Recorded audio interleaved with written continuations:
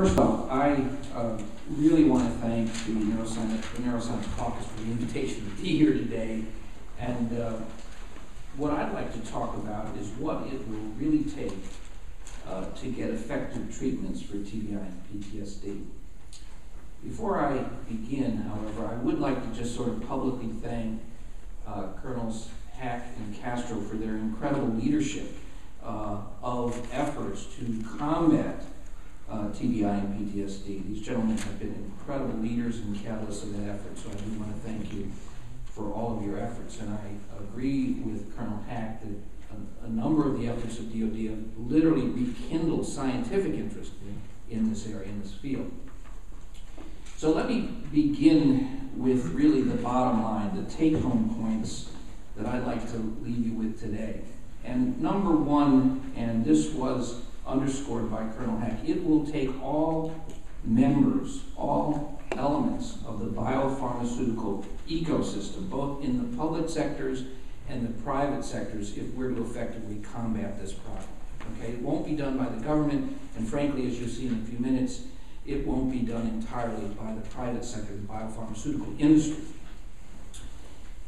That's take-home point number one. Take-home point number two, as I'll illustrate with some data in a minute, is drug discovery. Coming up with new medicines for PTSD or TBI is hard, and it's actually getting much harder. And I'll illustrate that with some data in a few minutes. And as a result of all that, we need the government, not so much anymore in terms of funding and catalyzing research in cancer, oncology, and cardiovascular diabetes. There's plenty of excitement and interest in those areas.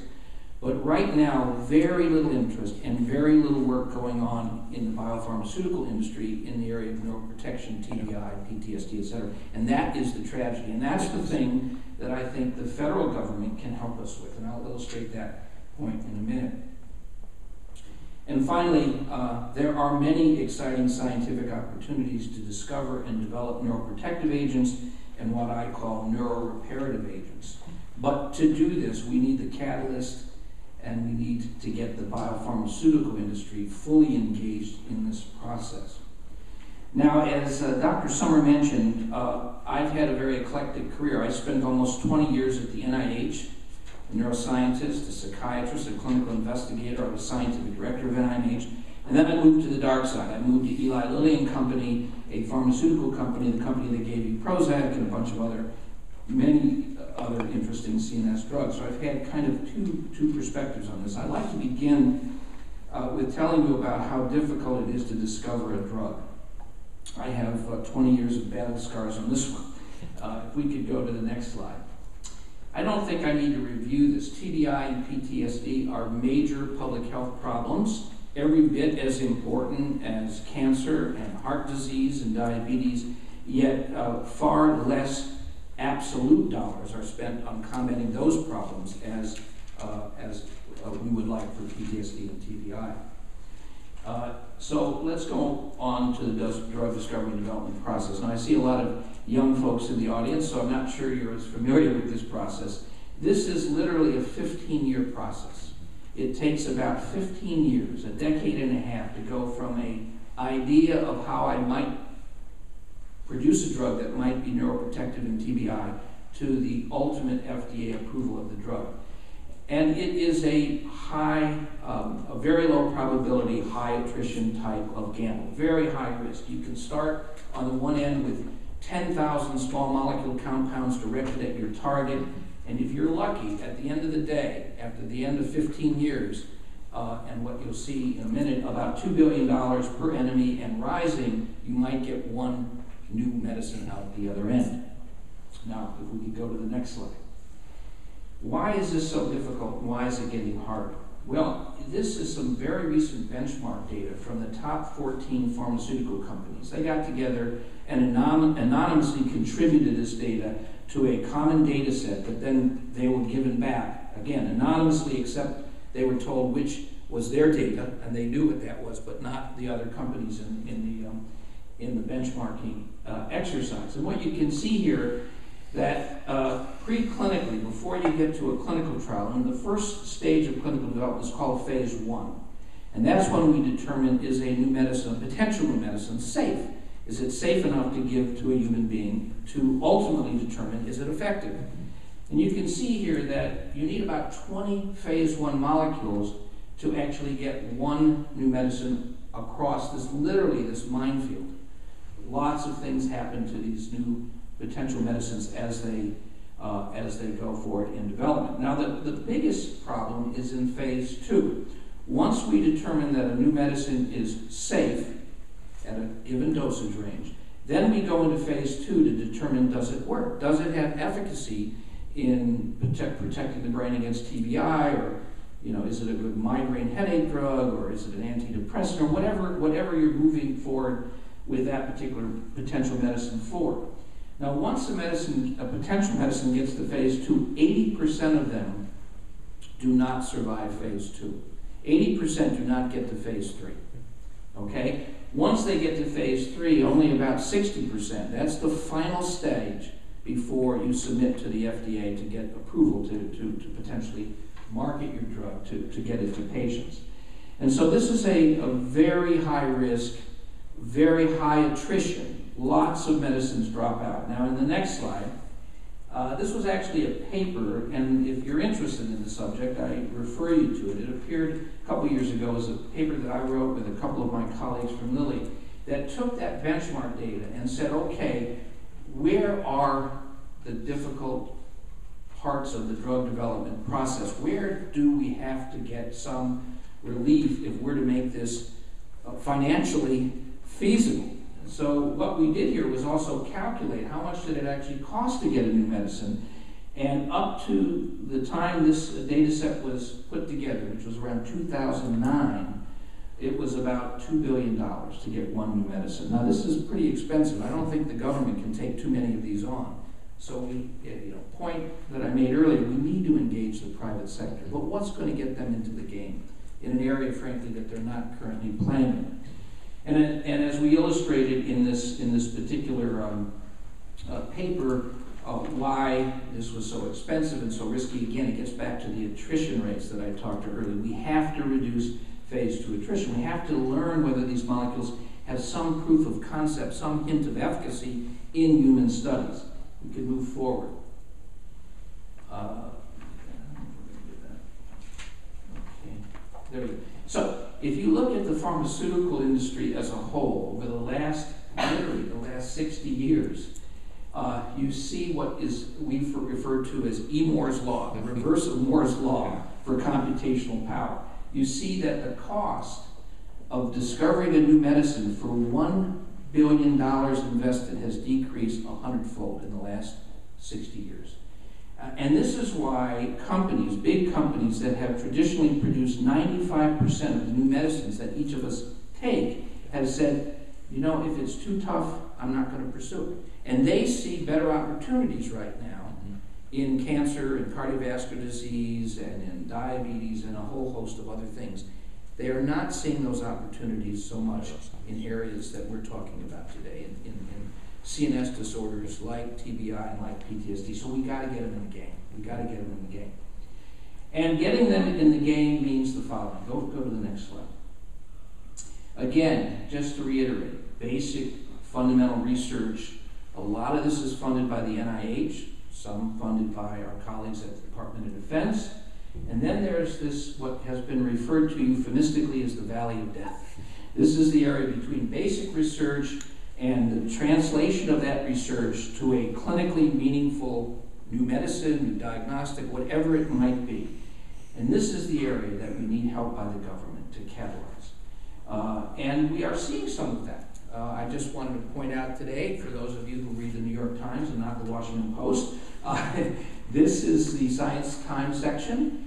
And to Dr. Castro's point, there's a nice article in here on the progesterone Protect 3 trial for TBI that is underway, almost half enrolled. We don't know if it's going to work, but this trial would not have been possible if the NIH didn't step up to the plate and fund the trial. Just like many of the trials that my colleagues, Colonels Hack and Castro, are funding right now. And that's the key. And once we find positive results, I I think we're going to see a lot of activity and a lot of excitement, and we can leverage the government's investment by the private sector's investment at that point in time. So we need to get through that valley of death. We need some help to get the private sector, who fundamentally will then make those investments. They'll see some return on that investment, obviously, to make those investments, to get these things through clinical development, through formal phase 2 and formal phase 3 testing, do all the requisite post-launch, post-marketing safety evaluations that will undoubtedly be needed, and to dot all the I's, cross all the T's to get something approved by the FDA. So my plea is, again, in this particular area of research, a critical, vital area of central nervous system or neuroscience research, we need some help. And frankly, without a catalyst, I believe that progress will be too slow for our troops, for our military personnel, and also because these are major problems for the civilian population, for all of us who would ultimately benefit and our families benefit from these drugs. So in the last slide, again, desperately seeking cures, medical research isn't making progress rapidly enough. How do we do it? Well, we're going to need to fully engage the entire biopharmaceutical industry. Thank you so much.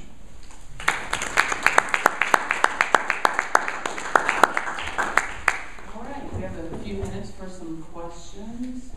Well, I'm going to start off with a comment that responded to Dr. Hall a little bit. One of the things that we need a catalyst or an accelerator, how to do this kind of work. And one of the real problems in this field is that the measures by which we measure efficacy right now are so non-specific and so delayed. I think that is one of the real critical deficits in this field right now. And in fact, is one of our next major pushes in our program to develop these more near-term markers that are going to help whoever's developing these treatments. So that's our next major push. There's undoubtedly a lot of clinical heterogeneity in what we call TBI and most likely PTSD. And until we can parcel different patient subgroups to be able to actually reliably run a clinical trial where we might get an outcome in at least one subgroup, we need that kind of work. Now, one point I want to make is that if you go back 25 years, and some of us are old enough to go back 25 years, some of you probably weren't even born 25 years ago. The same was true in cancer research, right? We had very little fundamental understanding. The government stepped in. You remember the war on cancer? Maybe you don't, but there was a war on cancer. And really, we underestimated how long it would take. But right now, there are 1,500 new potential cancer drugs in clinical development. And we're pushing the needle back on treatments for melanoma, which was fundamentally a fatal disease, glioblastoma multiforme.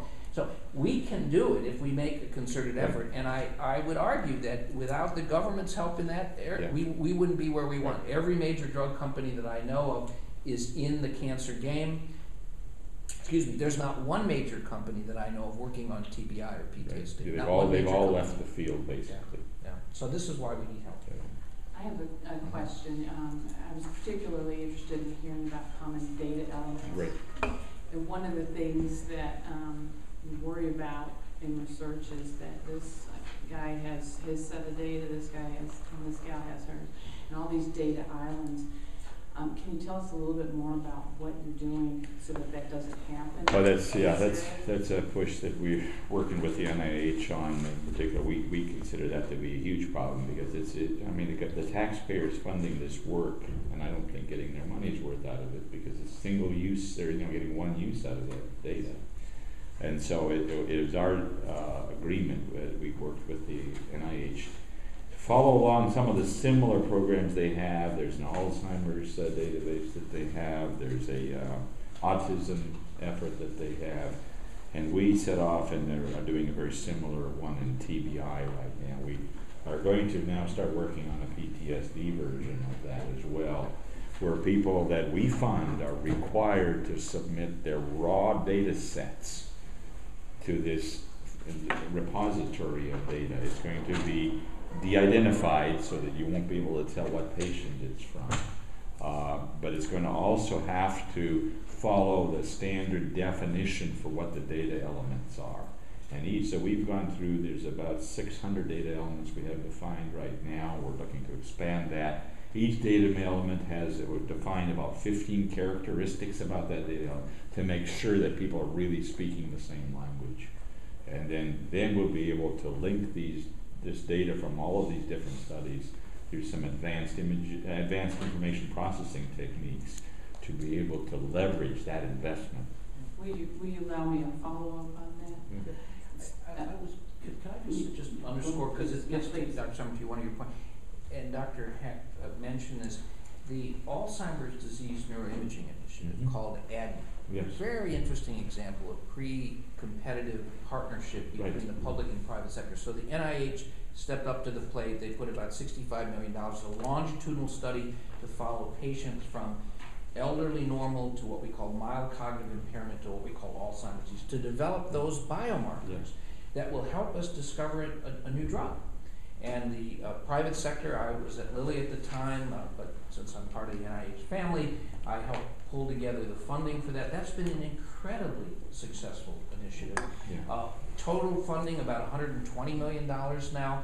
All of the data, to your point, goes in the public domain. There have been 400 scientific publications that have come out from investigators who were not involved in the initial study because they can access all the imaging data, all the biomarker data. So working together, we could do the same thing for TBI. That's what we wanted to, right? And you mentioned biomarkers, tying the biomarkers in with the clinical data is absolutely important. Yeah. I don't think there will be a single drug that if you treat all comers in TBI with, that you will find a huge effect size if you take everybody. Right. I think there might be subgroups of patients, this is actually my expectation for progesterone, who will respond better than other subgroups. But how do you know those subgroups before you treat them? It's like cancer, though. There's no one cancer. Exactly. Exactly. Colonel Heck, some of us represent appropriators.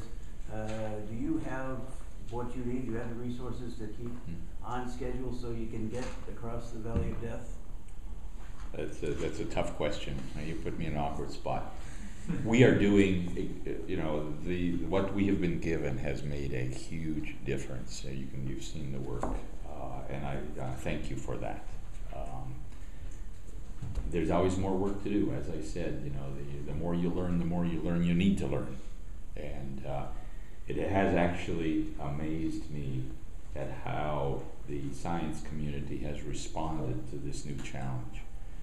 And so we typically now fund somewhere, it depends upon which program announcement we put out, we typically fund between 3 to 10% of the applications we receive. One of the things, to follow up, this is sort of a follow-up to your database question, but it has a database element to it that we don't do yet. And I think many of you in this room know that, in particular for psychological help, but for TBI as well, most of the treatments that service members and civilians receive are off-label drug use. But the person who receives that drug doesn't know it's an off-label drug use. And PTSD, it's a huge problem. It may even be, I don't know if it's been looked at for TBI, but for PTSD it's been looked at, and it's a huge problem. And in fact, it's such a huge problem, we're actually trying to get our arms around trying to figure out which of these drugs should providers stop giving, because some of them seem to be counterindicated.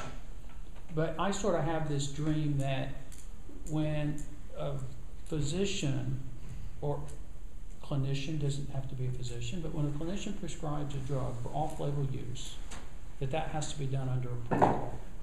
And I don't mean a human use scientific review protocol, science protocol that we're discussing here, but a protocol in which the outcomes are collected and reported to a central repository that then can be mined to see which of these drugs that folks are generally using can be marshaled to actually show, wow, this works, or this doesn't work.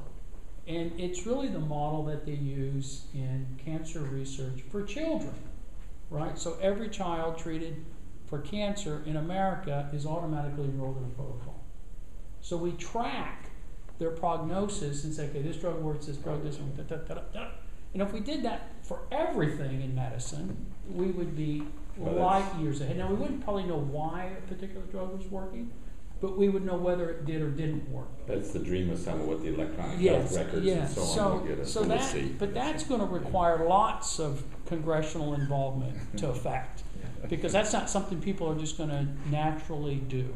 But it has to be that sense of urgency. We have to have the sense of urgency of addressing these problems like we have the sense of urgency of addressing cancer in children. But I would just, again, think the congressional involvement in this to now has been responsible for this. Absolutely. Absolutely. Accelerated progress that we've made. But this is a key question. And since I'm no longer a government employee, let me answer the question. The funding is disproportionately low relative to the magnitude of the public health problem. And the government can make a difference. Look at HIV/AIDS. When we started with that epidemic, that pandemic years ago, we didn't even know what virus actually caused the darn thing.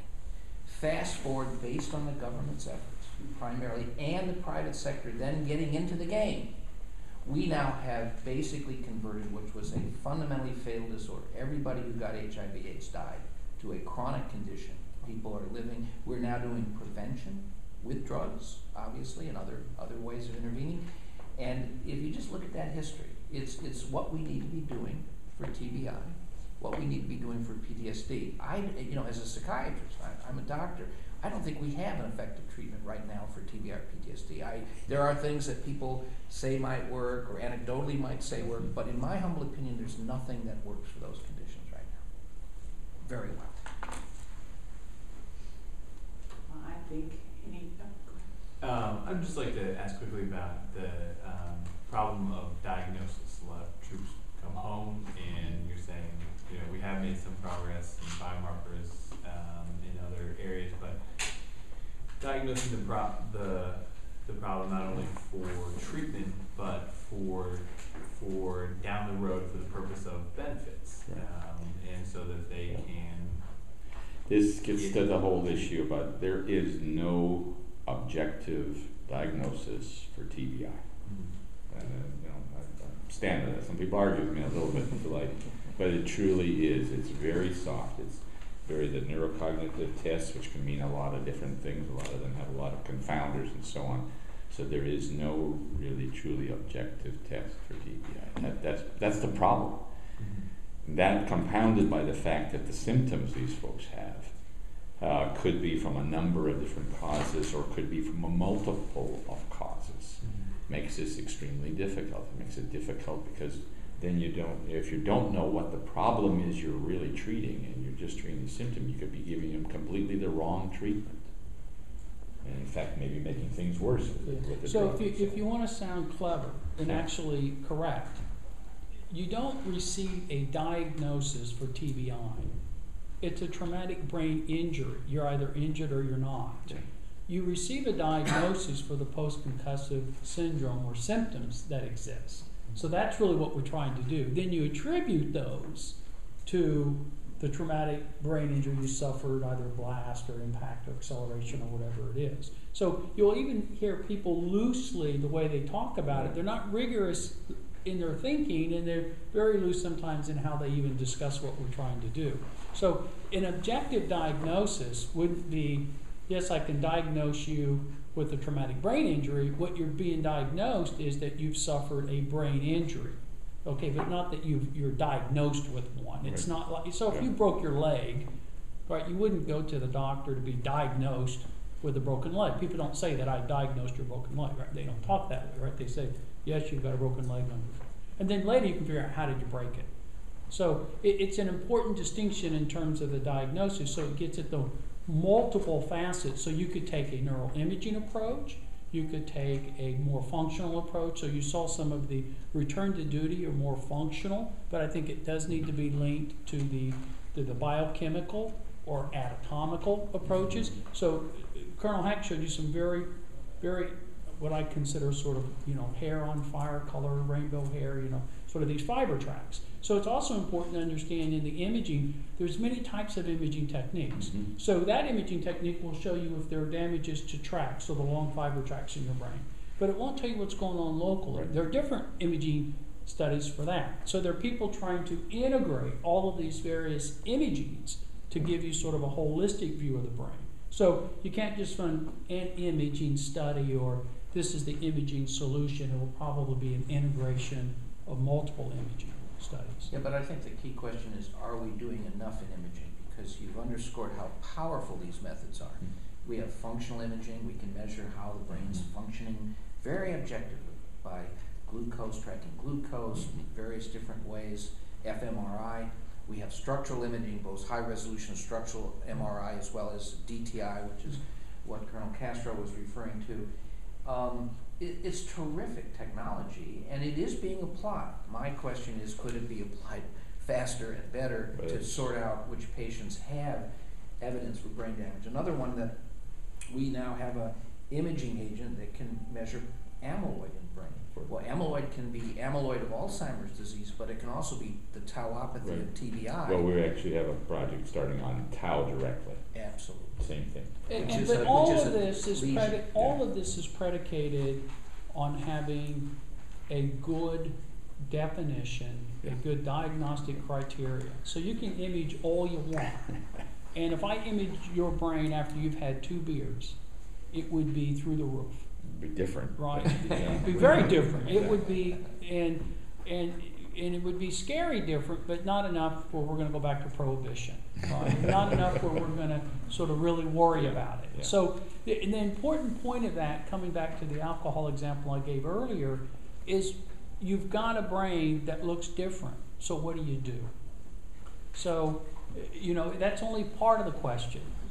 Okay, what do you do about it? And so you've got to, again, keep in mind that continuum of care. You can focus an effort on one, but it really has got to sort of span the gamut all the way to death, right? Because this is really what we're talking about for some of the more chronic effects. It starts interacting with age. Everything interacts with age. And so we need to know, how does history of concussions, repeated concussions, interact with age? And we know it's going to, because everything interacts with age. The other thing to mention for those involved in the appropriations process is that work here will have a knock-on effect for other neurodegenerative injury disorders, particularly stroke. Yeah. Stroke is the 4th leading cause of death, and there is no major drug company working on stroke drugs. Yeah, they all stopped because they failed. And a drug that works well in TBI, admittedly a hard, tall order, might be an effective treatment for some forms of stroke. Yeah. I want to thank each of our speakers for coming today. Everybody